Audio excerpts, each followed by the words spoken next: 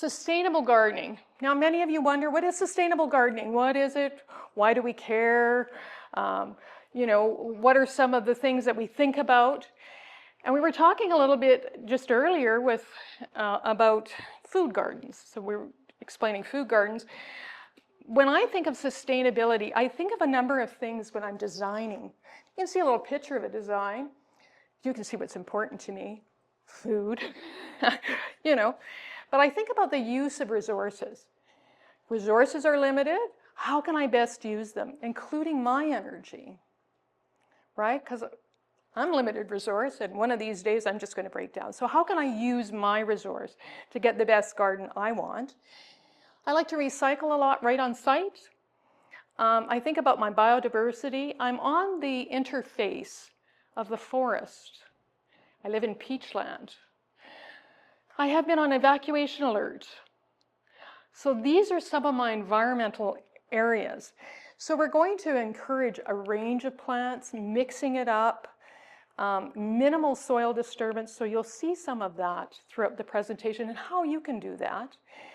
I also have native plants on my property. I have 0.63 of an acre.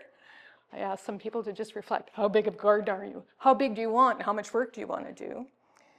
I have adapted plants that I've been playing with for probably 7 years to just try and make them a little more drought tolerant and heat tolerant. So I kind of play. I have a little scientist, artistic mind in me. And I am very concerned about food security. And we are in a beautiful place where thankfully we have a good, abundant food source. Except for last year. What happened last year? Anybody? Ooh, I'm seeing some. Yeah, your butt got kicked. Yeah. Okay.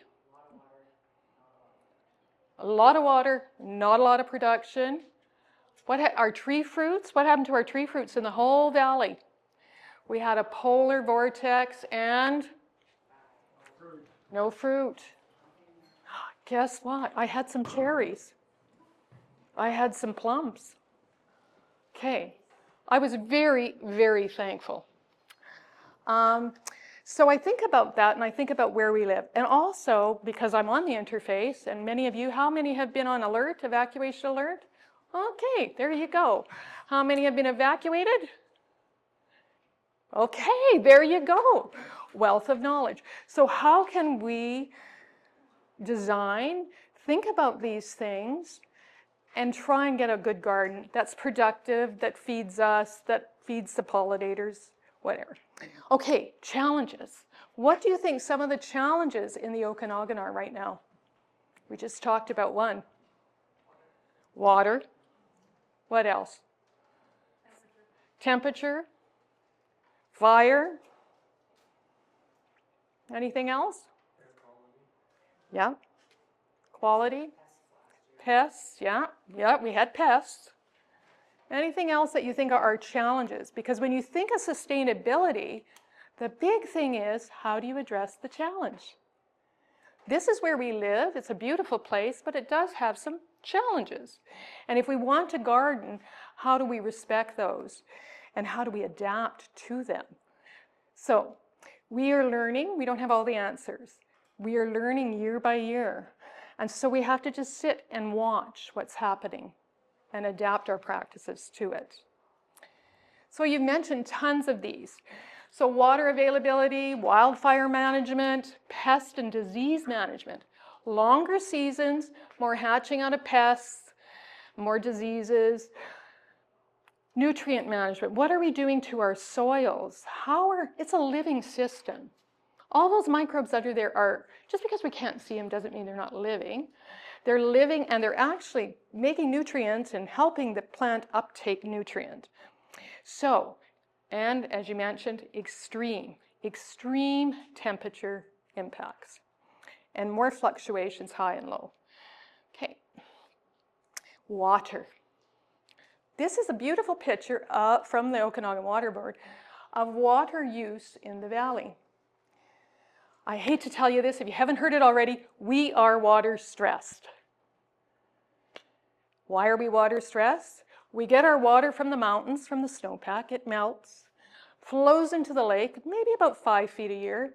Our precipitation is probably, in Peachland, about 11 inches a year. Here, about 12. Vernon, maybe a little more, and that's it. Flows into the lake, sun shines, it evaporates, so you lose half of that to evaporation. And our population's growing. So when you look at this chart and you see the use of water, the blue is agriculture.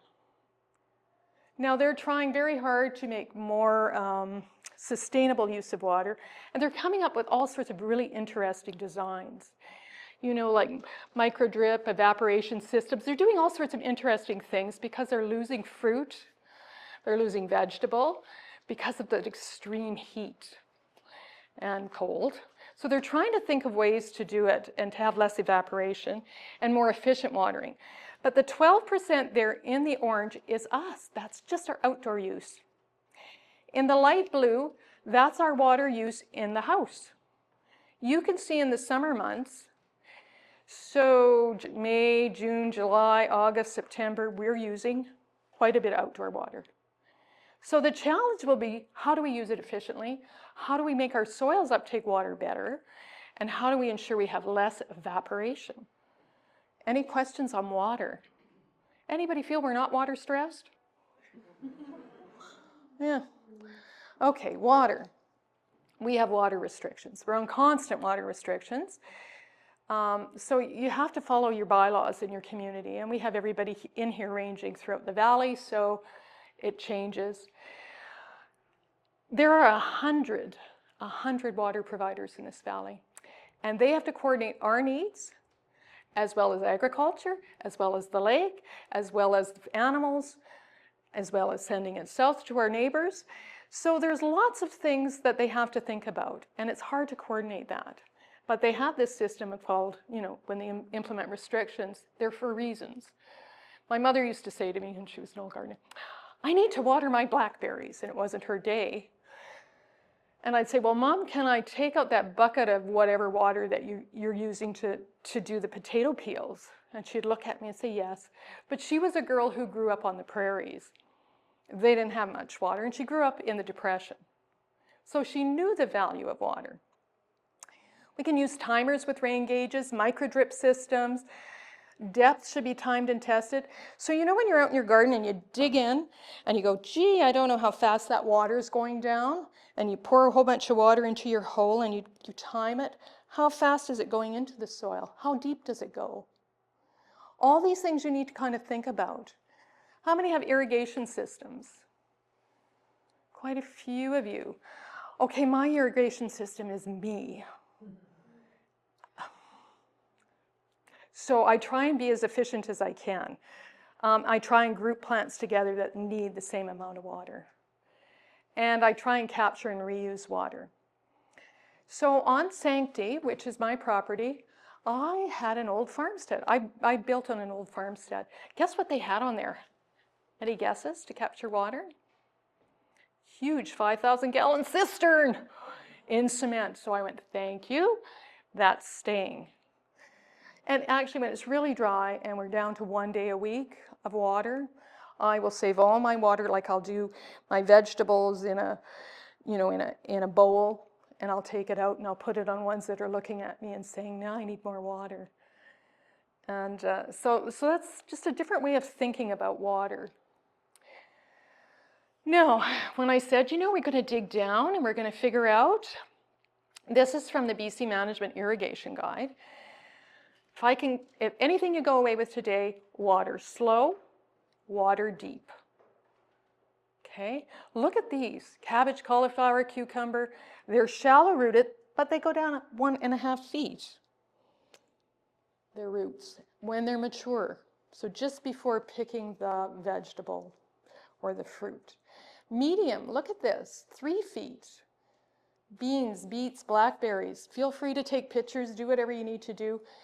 Deep, 4 feet, and that includes those beautiful, big, old fruit trees. How many of you lost fruit trees last year?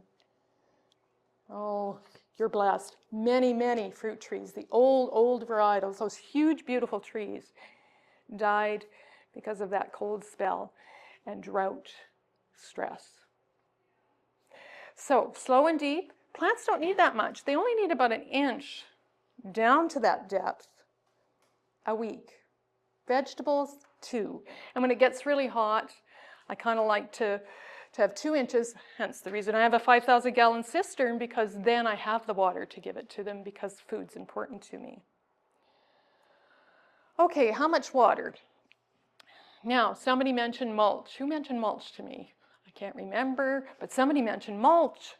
Yes, one way to stop evaporation is mulch. You see the black line? It's kind of there, 2.5 inches around the plant. The yellow lines are looking at the root. So a plant doesn't just go straight down, it goes like this. So you got to kind of keep that in mind and water into its root zone. What I do is, in the spring when water is more abundant for us, we're still restricted, but it's more abundant, I try and fill up my field. And filling up my field means I try and give it a really good water as soon as the permafrost is melted. Because I mean, if you have permafrost here, it's not going to hold the water. It's just going to be like a, like a pond. It's just going to hold that much water. But once the permafrost is gone, I try and water as deep as I can. So I give it a really slow, deep water. And then all I have to think about during the summer is that top little bit. How many of you use the finger test? Oh, you know the finger test? Yes. Okay, so you go to the plant and you stick your finger in, and if it feels dry, you need to water. But once your field capacity is there, that's much easier to do than to start a stressed, drought-stressed plant later in the year. So it's easier if you build your field capacity and then top up. Now, sometimes I walk around and I say, I don't know. Well, then I measure. So this is one of these water moisture meters. So remember, all I have to measure now or check is where is it dry on this depth. I might want to take my shovel and go right down and make sure those fruit trees are getting water in their root zones. And I might test that out earlier in the season. So it's about observing. And these are little charts, which I really like. It says this is going to wilt when you're at this number. I try and get them before that happens, because a stress plant will attract pests. Yes, and it won't be healthy. Won't do nutrient uptake through the root systems. Okay, so 1 inch. Well, you think about it, 1 inch isn't that much, is it? How do you know it's 1 inch? You can take a tuna can if you eat meat. I have a cat. My cat can is about 1 inch. Just stick it in there. If you have an irrigation system, you watch. When that's full, that's 1 inch. More efficient to water, 20 minutes, watch your irrigation systems, wait, go back and do it again. Forces it deep. So there are tricks to watering. You can go out there and you can look up lots of different ways of doing it. I choose, just because of my property, I choose to hand water most things. But for me, it's a meditative 2 hours. First thing in the morning at 5 o'clock. That's my time in the garden. Okay? Lots of you don't have that time. You're rushing off to work, you've got kids, you're doing whatever. Irrigation systems work much better for that. Soaker hoses, drip irrigation, they'll deliver the water exactly where it's needed. How many of you have seen those little circles around the base of a plant? You know, it's kind of around there and it's watering the root zone. Do any of you have those? Those work really well too. Sometimes I go out and I pound a pipe deep down, you know, to the 4-foot mark. And I just walk around and it's in the root zone of the tree, and I just walk around and fill that up. Oh, goody. You might have it at 6 inches, fill it up. So I'm constantly watching and I'm learning from my garden, just like you guys do. So what have you learned about water? Who wants to share something? We have this wealth of knowledge in here. What have you learned about your water and your plants? Tips, tricks?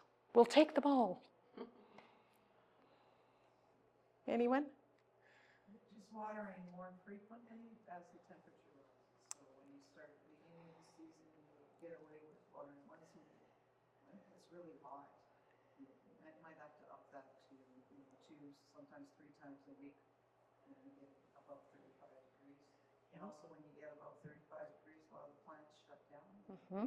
kind of go into dormancy. So Yeah, that's right. if you can try and bring temperature down when you're setting up your gardens or whatever, planting trees around to offer shade to some of those heat resistant intolerant plantings and all those little things help. That's right. We have to think differently. We have to think about what makes us hot. When do we need water? Plants, no different. Can we overwater them? Yes, we drown them. I've done that before. My drip line slipped this year in some potato beds, and I was convinced I had reticulum wilt. That's how bad it went. The rot was just horrible. And you know what? An overwatered plant and an underwatered plant look very similar. As they're going, you know. So it's kind of a hit and miss. It's about choosing the right plant. It's about shade. It might be about cover when it's really hot. It's about stopping evaporation, so mulching. So all these tricks and techniques and watching your water systems when you do have breaks. Make sure you fix your leaks. Okay. Oh, well, here it is. Fire. For all of us who had been on alert and evacuated, they do such a wonderful job, Fire Smart Your Home and Landscape. You see all that green? Somebody said, oh, that's all lawn. It doesn't have to be lawn. It can be everything. It can be green things. The one thing that I've discovered, because I have a number of trees on my property, is deciduous trees are much better. The conifers, junipers, not so much the ponderosa pine because it has a really thick bark. They're candles, poof. So I try and keep them. I have one beautiful tree. It is it's smaller. My mother gave it to me. It was to honor my grandfather because he used to grow blue spruce trees for the city of Calgary. And it's a blue spruce. And I just watch her and I think, yeah, I can't take her out. She's just about this big. And my mother's since passed, you know. And so I'm like, I have to keep you, but I'm going to have to watch you really closely, how close you are to the house, all those kind of things. And so it's not, when I made the choice for that tree, my idea was I would like a little bit of privacy from my neighbor year round. With the fire situation, I would have moved her down the hill a little bit more. So we learn as we go, right? We're not perfect. We adapt, we learn. So they have a wonderful Fire Smart list of plants. And I suggest that you use it. So does the Xeriscape Association. They're here today. They have on their website wonderful lists of plants that also tell you if they're fire rated. So just think of it this way. Here's your house. It's probably your most expensive asset. I don't know, it's my most expensive asset. And as I move out, then my vegetable gardens, water, whatever takes water. And then as I move out my trees, my fruit trees, my nut trees, and then wild. So you keep the zone moving out for fire protection, but also for your labor. So the more labor intensive the plant, the closer to the house, just because you're not going to be running up and down a mountainside, maybe. My dog does, but I don't do that so well anymore. Okay, so anything about Fire Smart? I've been attending a lot of Fire Smart talks. In my mind, it's balance between the garden and the beauty and the risk. But knowing that, my house is AAA fire rated. Okay? It has triple pane windows. It was built as a system to work with this environment. So if you're going to start with anything, start with the house. Did you say that this resource is on FireSmart BC. Yep. FireSmart BC, they do a wonderful job. There's some FireSmart documents up here I've got and in the room. And yeah, so, you know, I've heard the firefighters say to me, and they'll do audits of your property too. It takes a long time to get, they've got such a backup list, but they'll do audits. And there are grants. I just think we just need to plan and do our own thing, knowing our risks. Some of you might be right in the city center. I'm right against the forest. That's kind of me. Okay. Someone said insects. Yay! Now, everybody goes, insects. Most of them are beneficial. Keep that in mind. I want you to always keep that in mind. They're there in the ecosystem for a reason. And the beneficials are those that eat or paralyze the pests. Ooh. Because we're going to have more pests, we want more beneficial insects. Exceptions, invasives. How many have invasive species on your property? Brown marmoratus, stink bug. There's a number of them. I put a list up there for you. The lists are also in the other room. Hey, got garden, we'll eat. You know, that's just the way of nature, right? So this is what I do. I'm organic. And I'm polyculture, so I mix up everything to confuse pests. And I companion plant. And I look at my and I cover. And I look at my beautiful cherry trees. They're dwarf. They're my curtains to the bedroom from the east sun. And I go, oh. And every day I go out there and I watch. And I'm watching for the beautiful first aphids that grab onto those new shoot leaves and go, and I go, And I run up there and I start picking. And I pick off those little branches and I think, what am I going to do with these? And I go to the fence and I throw them over. On my yard, albeit, because I know where there's food, I'm going to get a beneficial. So I get more ladybugs. So this is kind of how I think. And you know, it's about your tolerance level too. Like,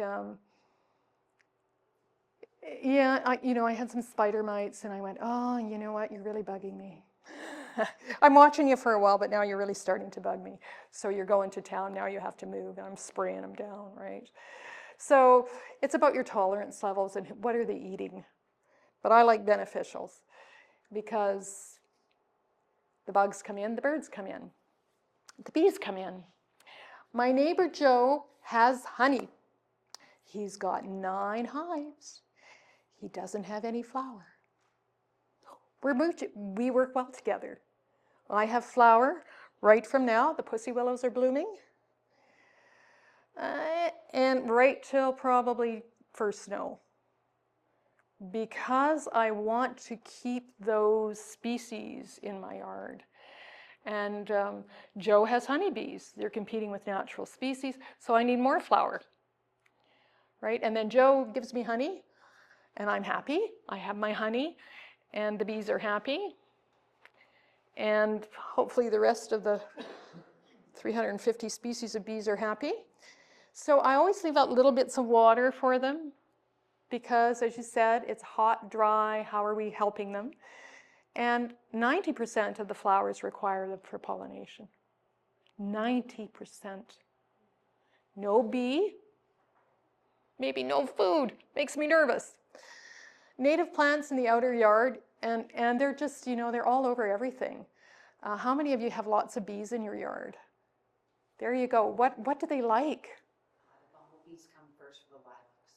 Okay. I start noticing because they have a long enough tongue. Yep. Tubes, right? Yeah. And then lavender's a big one. Anything. Oh, my oregano and my thyme flowers. Mm-hmm. Lots of thyme. They really like the thyme. So that's what I see them the most. Beautiful. Anybody else want to share who loves the flowers? Mm-hmm. Yeah. So when you see that, just celebrate, because with that heat dome, we lost tons and tons of pollinators. So just celebrate. And And as you said, they have a long enough tongue to go into the lilac. So different types of bees have different needs. So just as much as you can mix it up, it is great. Okay, now look at that. Who are beneficials? Well, we've got ladybugs and lacewings and hoverflies and parasitic wasps and ground beetles and predatory mites and spiders. Okay, I'm going to sound weird.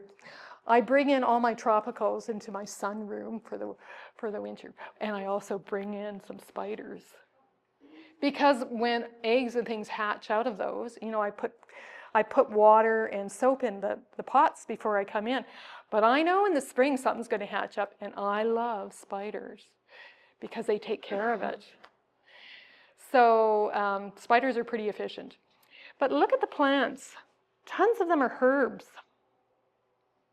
And I think you've mentioned herbs here as well. I love herbs. My gardens are lots and lots of herbs. Mint, just a little warning on the mint. Put it in a place that you don't care if it goes. Might be mint if you want, mojitos. I don't know. So I have mine in a really remote area. Doesn't get much love, so it doesn't go very far. And then dense ground covers and shrubs. So in my lawn, I put clover. My neighbor used to have a beautiful field of dandelions. Oh, I loved it. And then his son came and treated them, and I went, so you just think of it as an ecosystem approach to things, and plant diversity and get diversity. Okay, invasives, what do? You have to know what they are, and then you want to report them. So why? And I always say, well, I live in this ecosystem, and everything should live, and this is just me. And then I think, well, but just a second. It's like Joe's honeybees. They're competing with the natural bees. How much is too much? Not enough food. So you got to kind of keep that in mind. And then it affects other species that are locally here, and they become at risk because they don't have habitat or food. And that's online as well. You can just go look it up. You can report it there. They've got great websites. Okay, diseases. Yes, we're noticing more. How many of you are getting diseases last year? Yeah, what did you get?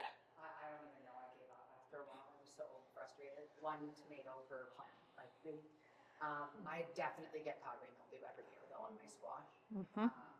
Usually I have a decent squash harvest though, even though, because it doesn't come until the very end. Yeah.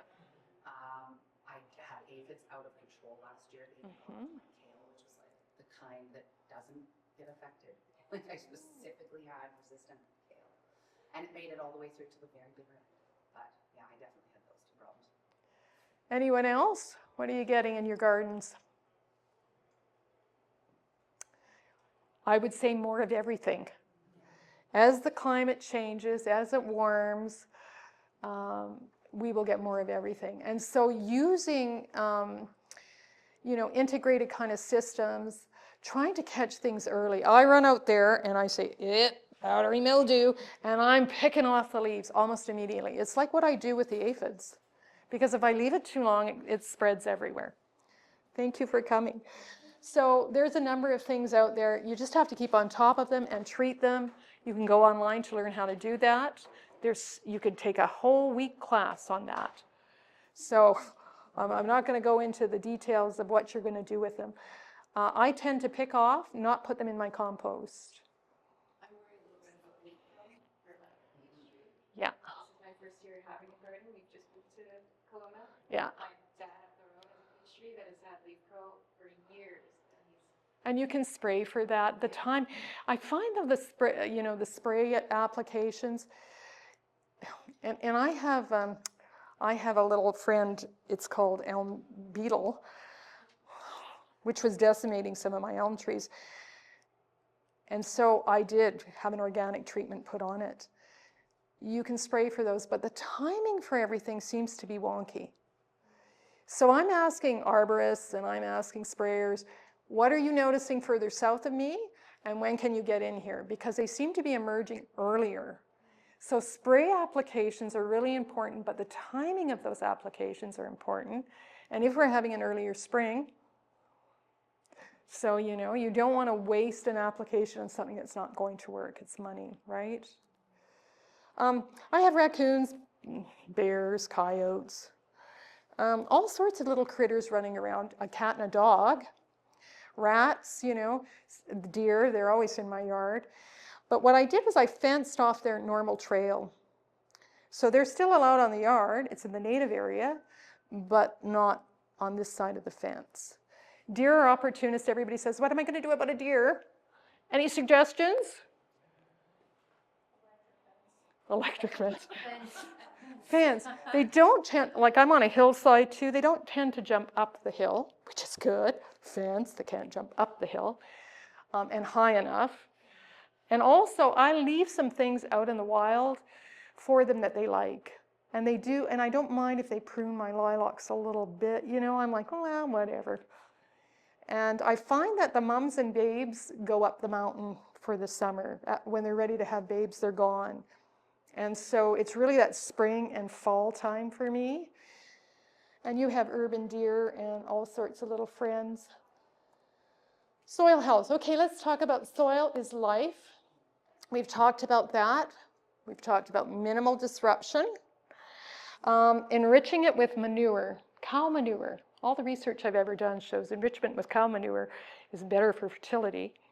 Compost, avoiding pesticides and herbicides, and pressure-treated woods, synthetic mulches. Okay. How many of you have ever done this test with a mason jar to find out what your soil is? You can go online and look up the mason jar test. It tells you how much clay, silt, and sand is in your soil. So, water, put some soil in, shake it up, blah, blah, blah, put some salt in, shake it up some more, set it on the table for a week. So the clay will be the lightest, it'll be on the top. In the middle, you'll have silt. Bottom's heaviest sand. That tells you your complexity of your soil. You can go online and look up how to do that.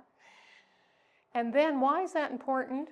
Because you want loam soil, which is a good balance of sand, silt, and clay. Why?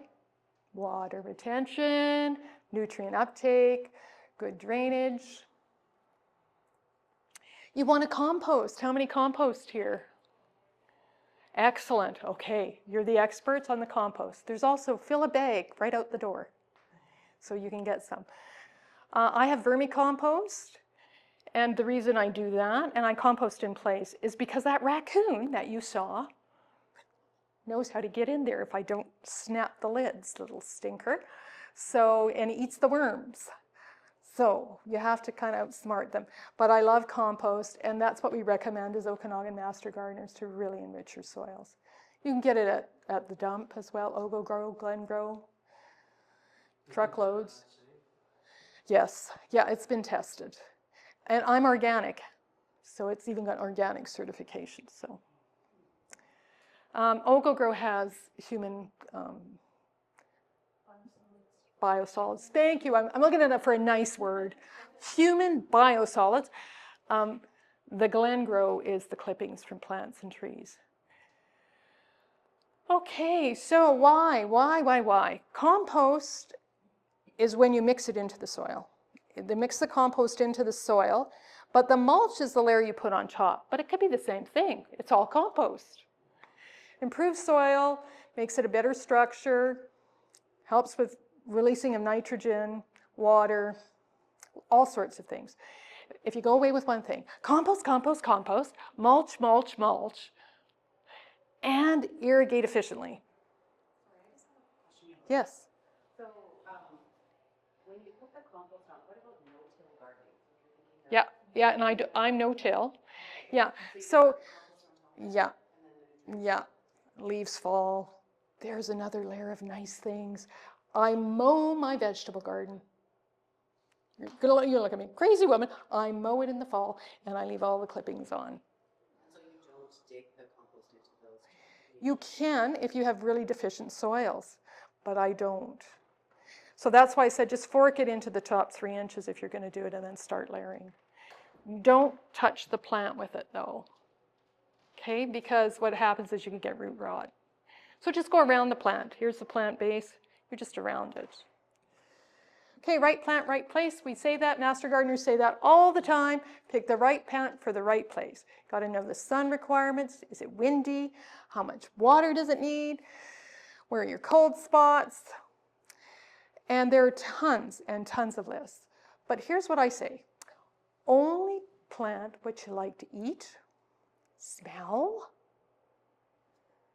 see, or share. There you go. I like vegetables, herbs, berries, and I have these all in my garden. Fruit, or go support your local farmer. They do all that for you, and there are organic farmers out there. There's many good farmers. Pollinator plants that are drought tolerant and fire smart. OXA is here with all their lists, and Fire Smart is here. Reduce your lawn or mow it. Leave it at 4 inches. So I mow my lawn and leave the clippings on. I have a little bit. And then I stop mowing it in July. I still water it, takes less water. And then I start mowing it again in September. And then I have a native wild area. Okay, crop rotation, companion planting, polyculture, it's just all to mix it up and confuse a pest. Yeah. Healthier soils, manages them, leaves the roots in the soil. That's why I mow. Okay, we talked about extreme temperatures. It's a pretty good one. I like it. Just want to make sure I'll still follow it. You know, there's lots out there. Whatever you like to follow. I like the West Coast seeds. It's local too. So hot. What happened? Up to 45 degrees. Woo! More water. But mulching really helps. Covers help in those kind of temperatures. Efficient irrigation. Trying to think about maybe some of those really delicate ones, maybe in pots where you can move them around if they're really important to you. Most of my gardens are in ground, so that helps. If it's in a pot, it's going to need more water, it's going to get hot. We lost tons of trees because of the polar air. Grapes are shallow rooted, so if you've got grapes out there, you really protect them. Protect their shallow roots by compost and mulch. Yeah. Yeah, they're trying all sorts of things. They lost so much. They have to be innovative. Okay, here's my house. There it is. It says permaculture design, and you're going to say, what the heck is that? Well, I have wind whoosh, coming off the mountain. It's in yellow. I looked at south, north, east, and west. You can see my vegetable garden there in the bottom. I have a row of sunflowers and hollyhocks along the fence, and then my neighbor has fruit trees. So I'm trying to get the wind to not come in and dry out everything. The house is a near passive solar house, if anybody knows that. 98% energy efficient. I built it. I built the systems to work with the house. You see on the front there, there's a little square. It's my water cistern. There's my 5,000 gallons. So you can see that food is closer to the house. Water is closer to the house. Look at the little bit of lawn. I have grandchildren. They love to run around the circle in the center and play on the lawn. Look at all the trees, shade. Now on the south side, which you can see on the far left, is the south side of the house. Look at all that pavement.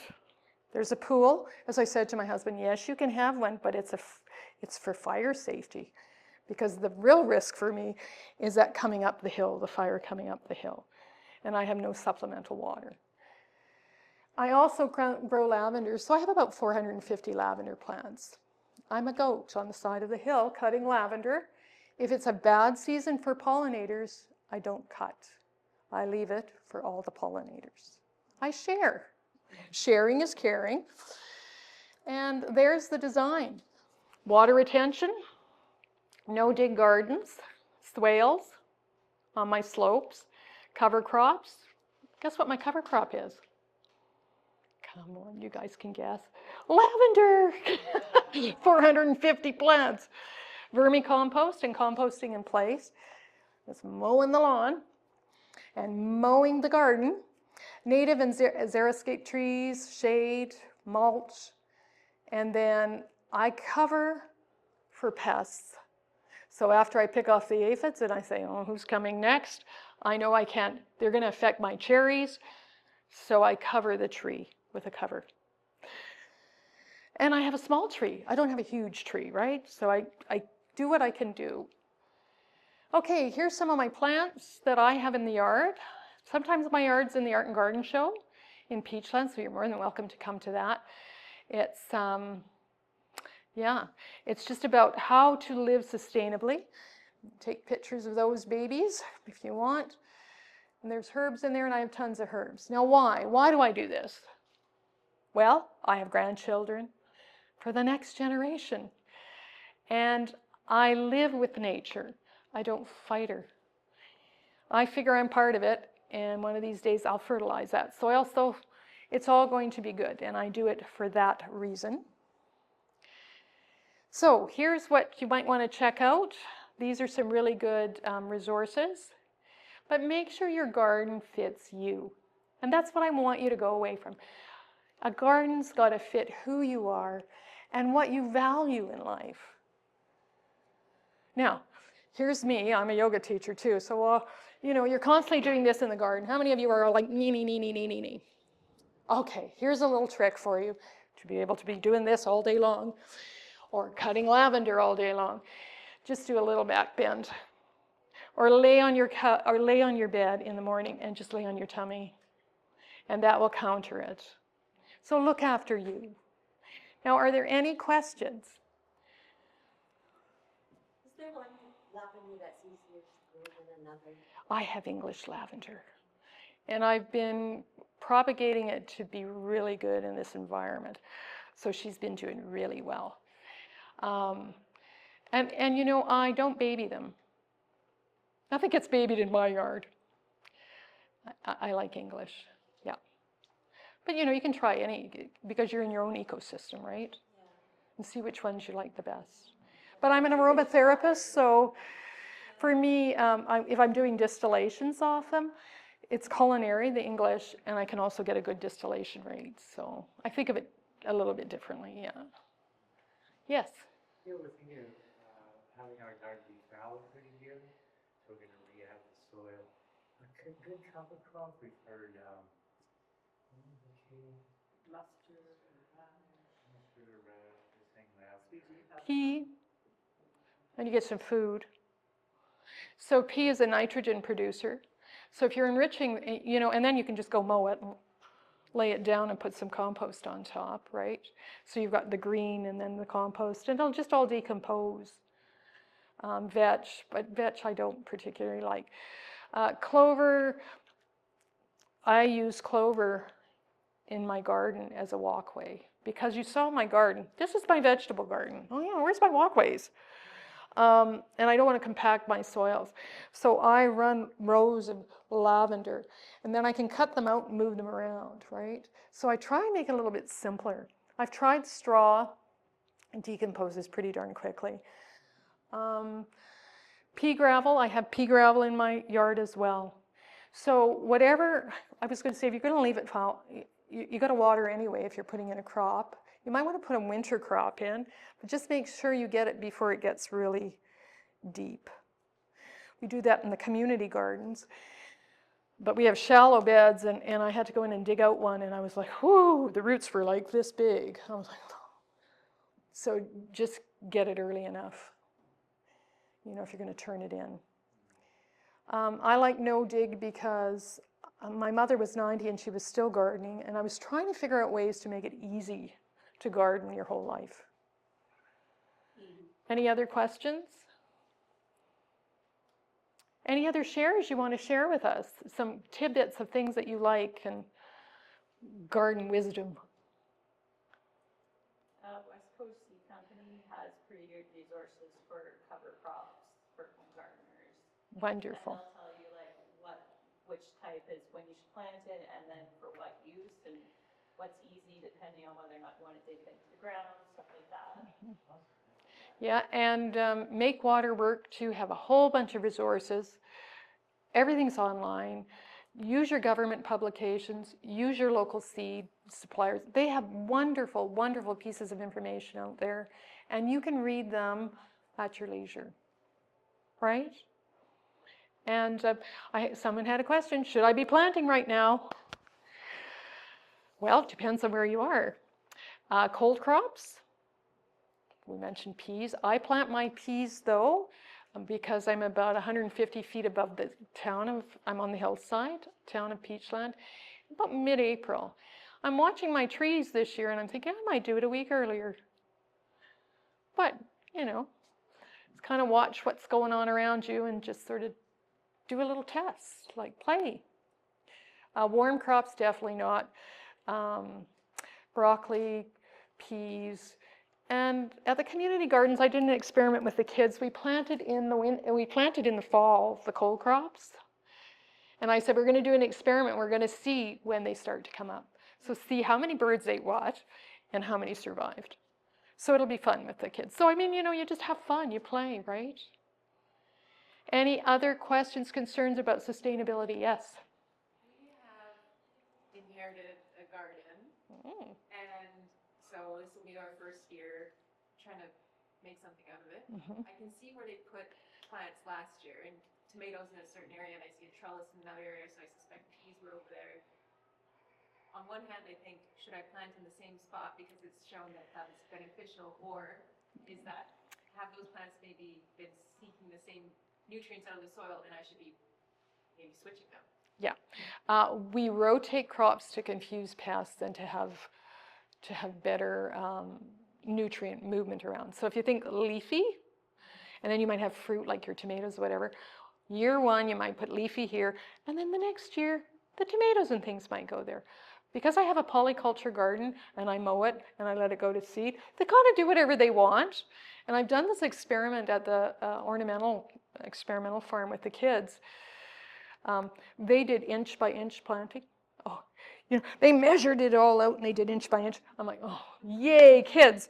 And then I said, give me the rest of the seeds. And they looked at me funny, and we put it in a brown paper bag, and I shook it up. And then I went, whoosh. They had the same yield. So I said, Mother Nature will help you. You know, you can read all about and I've done tons of research on companion planting and crop rotation. Really, it's about you observing your garden and modifying to fit what works for you and the garden, right? And Mother Nature, I always said, knows best, and I'm constantly learning from her. Weather, plants, critters.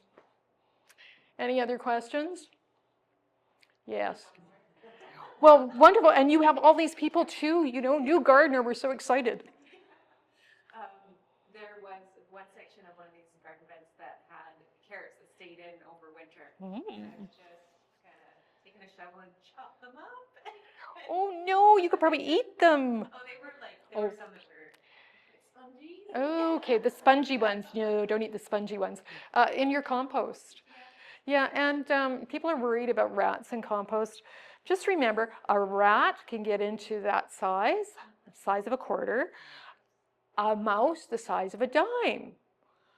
So maybe use wiring, you know, with the right size. But they need to be turned, and you know, you need to be able to get into it too. So that's why I have vermicompost, red wigglers for me, because they're the most efficient pets I've ever had. They take very little care. But with the vermicompost, you obviously must buy the worms. I was gifted them. Thank you. Yes, but you can get them. And then do you have to keep replacing them? Or No. do they just... Yes. As I said, the easiest pets I've ever had. Yes. Just speaking of worms, we have a new garden bed, we had soil brought in, and it's surrounded by our patio, right? Yep. So every time it rains hard, the worms come up, like mass suicides, like thousands or hundreds every single time. You're feeding a bird. Yes. Oh. Yeah, that's sad, but worms mean you have really good fertile soil. And so that's the bonus. The sadness is the worms are all dying. What I do when it rains, and you saw my little pavements around there, I'll go out and I say, hi, and I throw them back in. Hi, and I throw them back in. The red wigglers try and escape on occasion too. Okay, I'm doing an experiment. Sometimes you should not follow me. So what I do is I have a fairly sheltered area in the garden. I leave them. I have some wood under there. They go out, they go into the soil, around this time of the year, or maybe next week, I'm out there with a little shovel going, back in your box. So they'll go deep, and then they propagate, right? So I do have loss. When I lived in Yellowknife, they were in the house. They were in the basement. Now, with compost, any compost, flies, too wet, ants, too dry. And make sure you turn. Vermicompost you don't need to, but compost you do. Any other questions? How big is your compost, would you say? Considering how much you're... The in-ground compost? Okay, here, I'm a lazy gardener. Same. Okay, I have trees. Guess what? I get lots of leaf litter. I use all of it. It just stays there like a blanket. I always say to the kids when I'm teaching them, put your garden to bed in the winter, it's got a blanket. It's called leaves. Leave it alone. And don't take it off too early. It's too early right now for me where I live because there's tons of little beneficials in there. And so I'm like, I'm not touching you until I start to see them flying around and know that they're hatching out. Yeah, and then I might clear it up, but I'm doing an experiment this year. So here's all the leaves, and I'm going to go get some more Glengrow, and I'm just going to top it by that much to be fire safe. I also chopped back a number of the trees away from the roof of the house for fire smart. So I constantly do experiments. And also, I will leave some against the fence and do the other process, water and browns and greens. And then I'll pull it across into the field when it gets hot. So, it depends on what you have. Just look at what you have in your garden. What do you have? What does Mother Nature provide you besides wind? Oh, yeah, no, you don't want black walnuts. Yeah, black walnuts, not so much. They're, yeah. I have maple and oak, and even the oak tree, she'll put off a few, like, don't come near me. But, we play. Okay, any other playing? What are your thoughts on biodigesters? Sorry? What are your thoughts on the biodigester? I have not tried it. Have you? I'm very inclined to it, so I was just wondering if anybody tried it or not. Anybody tried a biodigester? No? Because it's very fast for the compost and get nutrients fast. There you go. And the faster you can do it, the better it is. Right? Because composting is just heating to a certain temperature and breaking down the systems. Who's got, I'm going to be mad, nasty girl. Who's got mulch that's bark? Bark mulch, anybody? Oh, thank you.